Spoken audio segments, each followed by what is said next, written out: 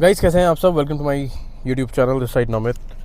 आज हम देने वाले हैं आपको टाटा पंच के नेगेटिव पॉइंट्स, जो इश्यूज मैं फेस कर चुका हूं गाड़ी के साथ, उसके बारे में मैं आपको बताने वाला हूं आज। ठीक है, तो सबसे पहले स्टार्ट करते हैं। ये वेरिएंट कौन सा है? अकम्प्लिस डीजल है और 2 साल मुझे इस गाड़ी को ऑलमोस्ट होने वाले हैं। 17 से 18 हज़ार किलोमीटर ये गाड़ी चल चुकी है। अब मैं आपको कुछ चीज़ें बताता हूँ जो मुझे लगता है हाँ प्रॉब्लम है। मैंने तारीफ तो इस गाड़ी की बहुत कर दी, आज प्रॉब्लम पे वीडियो बनाता हूँ। आप लोग कहते हो ना तो बहुत तारीफ करता टाटा पंच की, आज मैं आपको जेन्युइन प्रॉब्लम्स बताता हूँ। चैनल पे कोई फर्स्ट टाइम आया तो प्लीज सब्सक्राइब करें और हम छोटे यूट्यूबर्स को भी मोटिवेट करें और अच्छा कंटेंट आप लोगों के लिए बनाने के लिए। और इससे पहले टाटा हैरियर का रिव्यू डल चुका है, जिसने नहीं देखा जाके देख लो। It's very good and very authentic from my dearest friend. चलो भाई, सबसे पहला इशू जो मुझे टाटा पंच में लगता है और जो कि अब की टाटा पंच में भी है, वो है भाई ये है भाई इसकी इतनी छोटी हेडलाइट कि जिसने भी टाटा पंच का मॉडिफिकेशन करवाया है उसने अगर इसका मॉडिफिकेशन नहीं कराया तो रही बात। भाई इसका थ्रो इतना है कि रात को अगर अंधेरे में मैं आपको दिखाऊंगा ना तो जितना एरिया यहाँ का है ना, बस इतना ही हल्का फुल्का लाइट अप हो पाता है। इस वाली थ्रो में इतनी पावर नहीं होती कि भाई ये क्या कहते हैं पूरा जो है गाड़ी संभाल ले। साथ ही में टाटा ने यहाँ पे भी कोई स्विच नहीं दिया टाटा पंच में, इस वाले वेरिएंट में। अब के वाले वेरिएंट में है नहीं है, I am not sure, but still ये हेलोजन की लाइट बहुत कम है यार, ऑनेस्टली बता रहा हूँ। मतलब मुझे लगता है मुझे बल्ब चेंज कराने का मेरा टाइम आ गया, उसको खोल के मैं यहाँ पे एक एलईडी लगवा लूँ। ठीक है, एलईडी लगाऊं तो एटलीस्ट तो सोलर लाइट आ रही है ना जो चिपक जाती है ऊपर, वो लगा लूँ भाई, और ऑप्शन नहीं है। बट ये लाइट एक ऑनेस्टली बता रहा हूँ बहुत ही हल्का थ्रो है इसका यार, बेकाम की है ऑलमोस्ट। ये मान लो पहली ये मेरी पहली प्रॉब्लम हो गई। अब मैं आपको बताता हूँ मेरी सेकंड प्रॉब्लम क्या है। ये मेरी सेकंड प्रॉब्लम नहीं है, मेरे वाले वेरिएंट में नहीं है, बट स्टार्टअप पंच में जरूर है। वो है जितने भी अकम्प्लिश से नीचे के वेरिएंट है, प्योर रिदम या एडवेंचर रिदम, सब में जो हेडलैम्प्स आते हैं टाटा पंच के, भाई ट्रस्ट मी उनकी थ्रो कुछ है ही नहीं।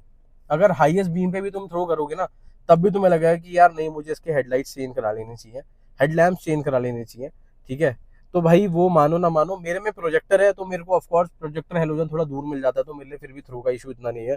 ऑल्दो मुझे इसमें भी एट टाइम्स महसूस होता है, बट ठीक है, प्रोजेक्टर है तो वो दूर तक जाते हैं। लेकिन जिनके में पुराना वाले जिनके पास वेरिएंट है भाई, आई ऑनेस्टली मैंने जब प्योर वो एडवेंचर रिदम चलाया था, मैंने कहा यार इसकी रात की लाइट तो कुछ नहीं है, उस बंदे को मजबूरन वो चेंज कराना पड़ा। ठीक है, तो ये है इसकी दूसरी प्रॉब्लम जो कि है फ्रंट की हेडलाइट की। तीसरी प्रॉब्लम जो मुझे टाटा पंच में महसूस होती है, वो इस वाले वेरिएंट को लेके महसूस होती है, वो होती है कि मैंने गाड़ी में ऑलमोस्ट 9 लाख रुपए लगाए हैं। 8,80,000 की गाड़ी है, एक्सेसरीज मिला के 9 लाख की ऑलमोस्ट बैठी है। 9 लाख की सेकंड टॉप मॉडल में भी मेरे को पीछे जो है ना तो डिफॉगर मिला ना पीछे वाइपर मिला। अब भाई 9 लाख की गाड़ी बंदा स्पेंड कर रहा है, चलो 9 लाख के पैसे को नहीं जाते, लेकिन एटलीस्ट किसी भी गाड़ी का सेकंड टॉप मॉडल, और टॉप मॉडल में तो ऑलमोस्ट सारे फीचर्स कॉमन होते हैं, एक दो को छोड़ के। ठीक है, यहाँ पे सबसे बड़ी कॉस्ट कटिंग जो मुझे लगती है ना, जिसका मुझे हर रोज दुख होता है, और बारिश और सर्दियों में तो सबसे ज्यादा दुख होता है, वो है डीफॉगर और वाइपर की कमी। यार दोनों नहीं देने से कोई तो एक दे देते। ठीक है, कोई एक तो वेरिएंट दे देते कि चलो एटलीस्ट डीफॉगर वाइपर, तो दोनों के दोनों। मुझे नहीं पता क्यों गवर्नमेंट ने इनको मैंडेट नहीं कर रखा, बट मेरे अकॉर्डिंग एक डीफॉगर वाइपर गाड़ी का जस्ट एक लुकआउट वाला फीचर नहीं है, एक सेफ्टी फीचर का भी काम करता है, जहां पर आपको ये चीजें समझ आती है कि हाँ यार मेरी गाड़ी जो है, अगर मैं कभी फॉगी एरिया से जा रहा हूँ तो वो काम आएगा। मैं बारिश के मौसम में जा रहा हूँ, जब पीछे को दिखेगा ही नहीं तो यार फिर पीछे का मॉनिटर कैसे करेगा आदमी। ठीक है, तो भाई मुझे लगता है कि मैंने जितना पैसा इस गाड़ी में लगाया है, सेकंड टॉप मॉडल होने के बाद भी आज भी टाटा पंच के सेकंड टॉप मॉडल में डीफॉगर वाइपर नहीं मिलते, विच इज वेरी बैड। मुझे लगता है कि ऐसा सेकंड टॉप मॉडल किसी का नहीं होगा जिसमें एक डीफॉगर वाइपर की कमी हो। देखो ये मेरा पर्सनल पॉइंट ऑफ व्यू है, जो मैं अपनी गाड़ी को लेके फील करता हूँ एज अ कस्टमर, की मैंने इतने पैसे दिए और मुझे ये चीजें नहीं मिली।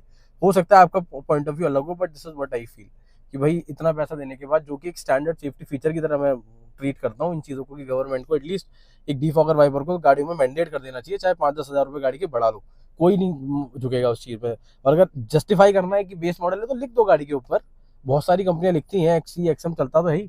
ठीक है, तो बस खत्म। लेकिन यार सेकंड टॉप मॉडल में भी एक डीफॉगर वाइपर का ना होना तो डेफिनेटली काफ़ी ऐसी चीज़ें जो बहुत ज़्यादा हर्ट कर जाती है एट टाइम पे। ठीक है, ये हो गया एक एक चीज़ें।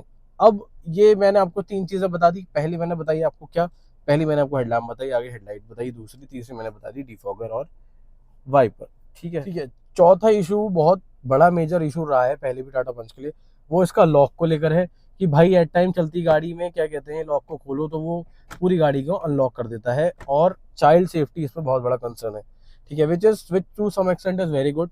अब मैं आपको दो पहलू बताता हूँ। मेरा पॉइंट ऑफ व्यू है कि जब भी, जैसे मेरी वाली टाटा पंच है फॉर एग्जाम्पल, अब आप एमआईडी देखो, मैंने ये खोल दिया गेट और ये खुल गया गेट, और मैंने गेट को ऐसे ही छोड़ दिया, तो ये आप देख रहे हो कि गाड़ी क्या कहते हैं, वो जो गेट खुलने का आइकन है ना, वो चीज़ दिखाती है कि हाँ आपका जो गेट है वो खुला हुआ है, ठीक है। और जब आप जितना भी क्या कहते हैं, आप ये देखो, तुम ये देखो, मैं तुम्हें दिखाता हूँ, ये दिख रहा है ना गेट खोलने का ऑप्शन, ठीक है, ये आ रहा है, ठीक है। अब अगर मैं गेट बंद कर देता हूँ तो ये गेट बंद हो गया।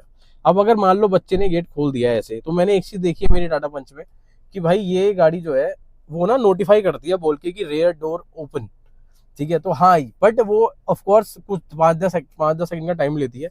हाँ, इंस्टेंट अगर मैं बोलूँ चाहे से कोई भी इशू है तो हाँ डेफिनेटली ये लॉक सिस्टम थोड़ा सा एक इशू है, या फिर मेरे समझ नहीं आया कि इसको टैकल कैसे करते हैं, हो सकता है। बट हाँ, आई एग्री कि ये भी एक गाड़ी का नेगेटिव है जो कि मुझे बहुत लेट समझ आया। बट सिंस मेरे घर पे मैं कोई रेगुलर बच्चों के साथ ट्रैवल नहीं करता, तो मैंने शायद इस चीज़ पर इतना ध्यान नहीं दिया। इसके बाद जो मेरा पांचवा इशू है, जो मुझे लगता है कि मेरे टाटा पंच में एज एन इशू है, मेरी गाड़ी यार सुबह स्टार्ट होने पे ना, सर्दियों में, अभी गर्मियों में थोड़ी कम हो गई है, बट आगे से हल्की सी रैटलिंग नॉइस आती है, चू चू चू चू की।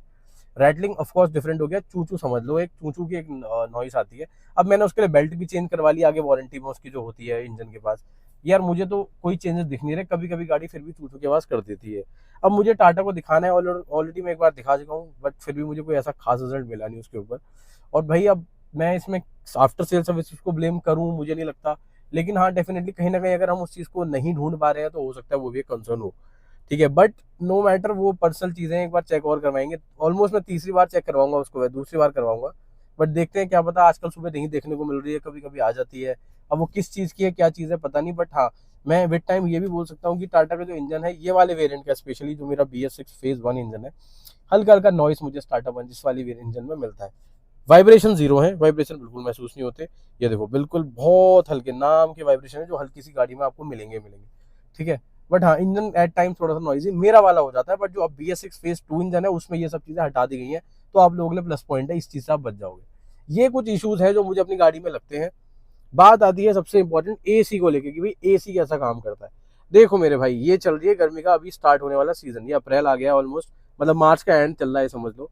और अभी देखो AC मैंने फुल कर रखा है, मतलब ये देखो अब चारों ऑन है, यहाँ पे दो है। ऐसे ही करके आपको गाड़ी को कूल करना है, उसके बाद आपको नॉर्मली जो भी आपका टेम्परेचर उसमें सेट करके आराम से गाड़ी चलाओ। लेकिन इनिशियल लेवल पे गाड़ी को आपको फुल AC पे रख के एक बार गाड़ी कूल करनी पड़ेगी, क्योंकि इस गाड़ी में रेयर AC नहीं आता। और सबसे खराब बात है कि जो नए वाले फेसलिफ्ट वेरिएंट है उनमें भी पीछे AC नहीं है। उनमें आर्मरेस्ट तो टाटा पंच ने दे दिया, विच इज गुड।